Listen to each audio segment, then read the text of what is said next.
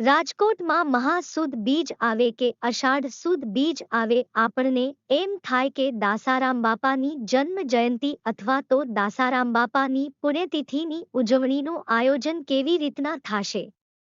આ વર્ષે પણ આપણે દાસારામ બાપાની જન્મ જયંતીની ઉજવણીનું આયોજન જોરદાર રીતે કર્યું જ છે।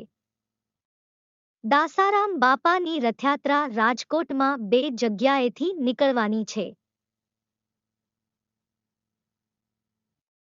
દાસારામ બાપાના જોરદાર સામૈયા સાથે પધરામણીનું આયોજન કરેલ છે અને ત્યાંથી નીકળીને રવેચી માતાજીના મંદિરે 4 વાગે પહોંચશે અને તેવી જ રીતે બીજી રથયાત્રા વૃંદાવન સોસાયટી કોઠારિયા સોલવંતના ઘરેથી નીકળીને રવેચી માતાજીના મંદિરે 4 વાગે પહોંચશે।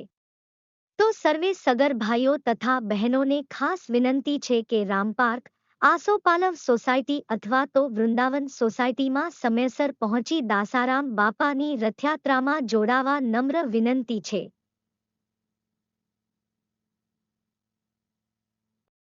રવેચી માતાજીના મંદિરેથી રથયાત્રા દાસેવધામ પહોંચી દાસારામ બાપાની મહાઆરતી કરી અને રાસ ગરબાનું આયોજન કરેલ છે। પછી મહાપ્રસાદીનું પણ આયોજન કરેલ છે।